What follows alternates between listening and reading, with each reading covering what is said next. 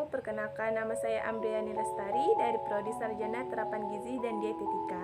Di sini saya ingin menjelaskan tentang pengertian, contoh, kelompok, nilai gizi, serta menjelaskan tentang uji atau analisis beras merah. Beras merah merupakan biji-bijian utuh yang hanya mengalami proses pengupasan kulit atau sekam. Beras merah dinilai lebih unggul dari beras putih karena proses pengolahannya lebih singkat sehingga kandungan nutrisinya tidak banyak terbuang. Salah satu nutrisi yang banyak terkandung di dalam beras merah adalah serat. Nutrisi ini berperan penting dalam proses penurunan berat badan. Tak hanya itu, dalam seporsi beras merah sekitar 200 gram juga terkandung sekitar 230-250 kalori dan beragam nutrisi seperti 45-50 gram karbohidrat, 3-3,5 gram serat, 5 gram protein, 1,6-2 gram lemak, 80 mg kalium, 80 mg magnesium, 2 mg natrium, 1,1 mg zat besi. Beras merah juga mengandung nutrisi lain seperti vitamin B, zinc, mangan, kalsium, dan fosfor. Sama seperti beras putih, beras merah juga termasuk dalam golongan biji-bijian utuh yang bebas gluten, sehingga aman untuk dikonsumsi oleh penderita penyakit celiac atau orang yang memiliki alergi gluten. Jika dibandingkan nasi putih, ternyata kandungan beras merah memiliki lebih banyak serat dan protein. Lebih dari itu, ada berbagai macam antioksidan flavonoid pada beras merah yang bisa mencegah datangnya penyakit. Di dalam beras merah terdapat satu zat besi. Mengonsumsi satu cangkir atau 196 gram beras merah bisa memenuhi 5,8% rekomendasi asupan harian atau RAH zat besi. Perlu diketahui, zat besi adalah zat mineral penting untuk tubuh, terutama dalam memaksimalkan fungsi hemoglobin untuk mendistribusikan oksigen ke seluruh tubuh. 2. Kalsium. Kandungan beras merah lainnya adalah kalsium. Di dalam satu cangkir atau 196 gram beras merah ada 1,5% RAH kalsium yang sangat penting untuk kesehatan tubuh. Tubuh membutuhkan kalsium untuk menjaga kepadatan tulang. Jantung, otot, dan saraf juga memerlukan kalsium untuk bekerja dengan baik. 3. Protein.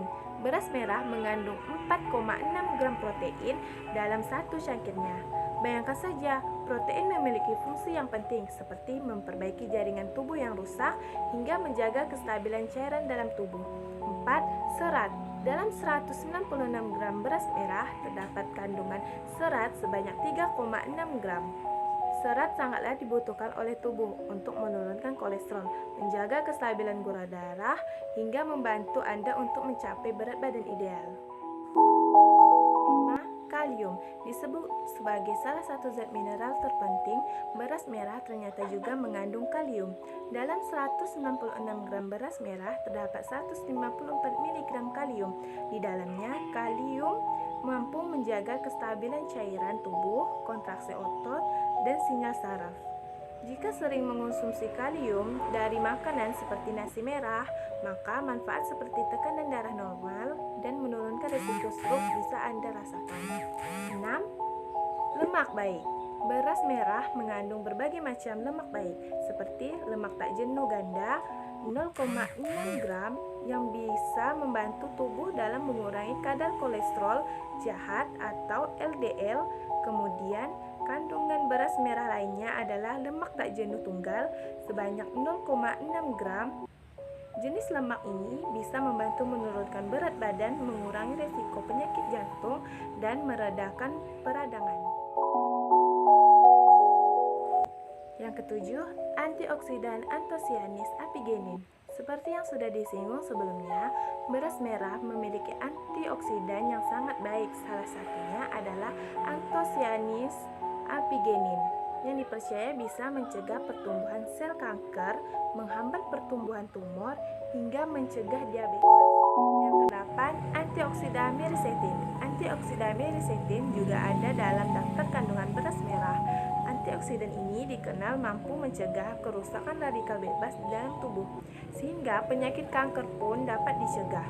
Selain itu, antioksidan mirisetin juga digadang-gadang memiliki sifat antiinflamasi yang bisa meredakan peradangan dalam tubuh.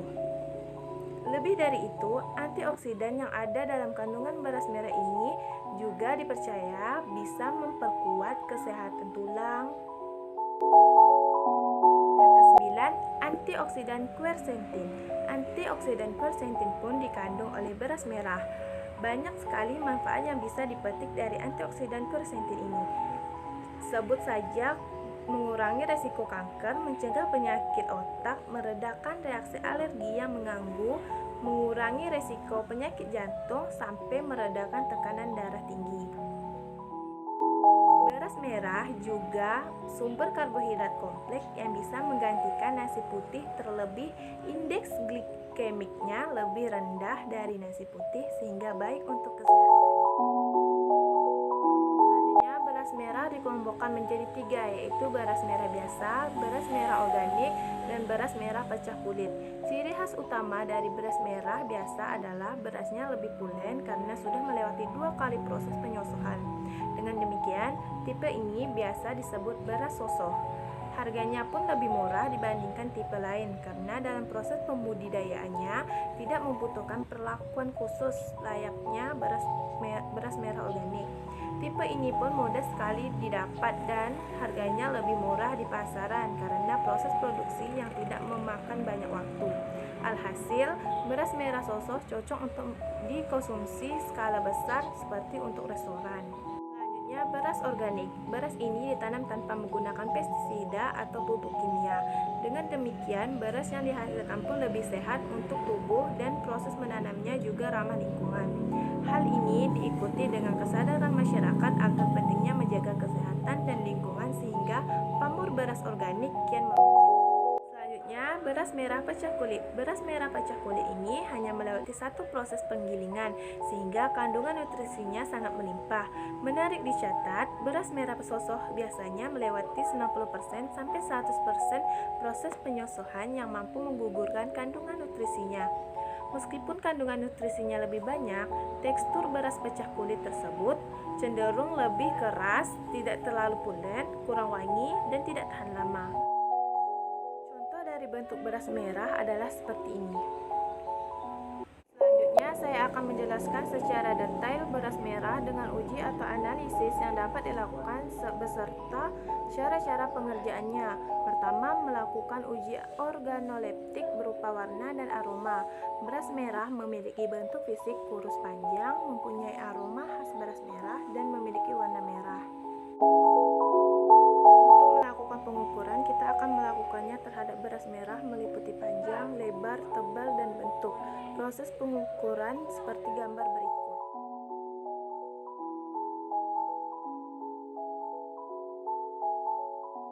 Seperti gambar yang telah dicoba, panjang beras merah adalah 0,6 mm, lebar 0,25 mm, dan tebalnya 0,15 mm, dan bentuk dari beras merah tersebut adalah kurus panjang.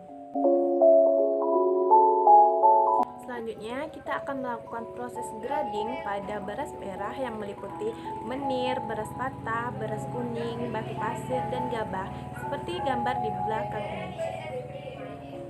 Untuk melakukan grading, timbang terlebih dahulu sebanyak 50 gram beras merah, kemudian lakukan grading. Setelah melakukan proses grading dan menemukan menir, beras patah, beras kuning, gabah, dan batu pasir, lalu kita menghitung berapa gram masing-masing tersebut.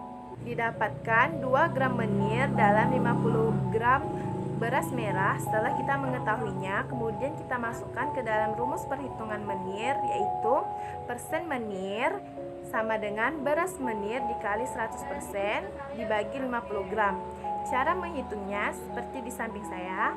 Kemudian masukkan ke dalam rumus menjadi persen menil sama dengan 2 gram dikali 100% dibagi 50 gram, sehingga kita mendapatkan hasilnya berjumlah 4%.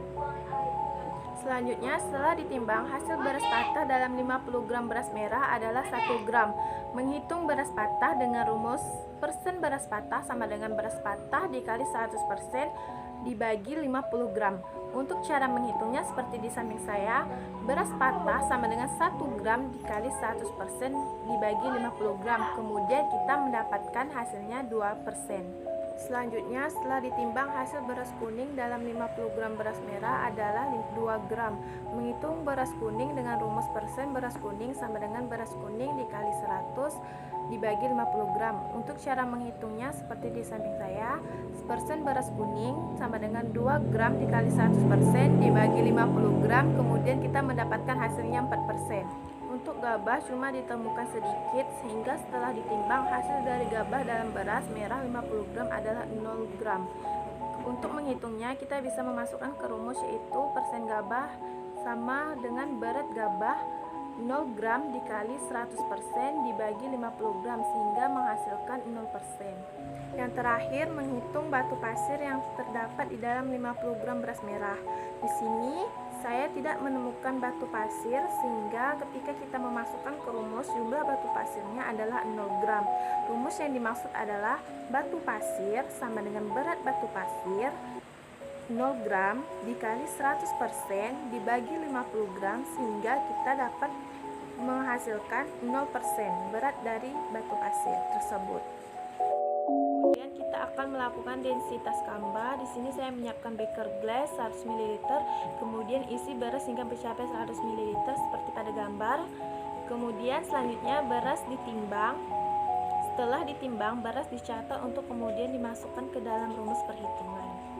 Untuk menghitungnya, rumusnya yaitu DK densitas kamba sama dengan gram dikali 100% dibagi mililiter, sehingga masukkan ke dalam rumus jumlah yang telah kita timbang, yaitu DK sama dengan 80 gram dikali 100 dibagi 100 mililiter, sehingga kita mendapatkan hasil 0,08 gram per mililiter.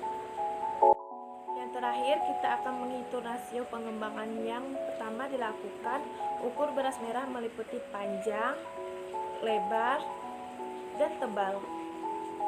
Kemudian kita masak selama 20 menit seperti pada gambar di samping.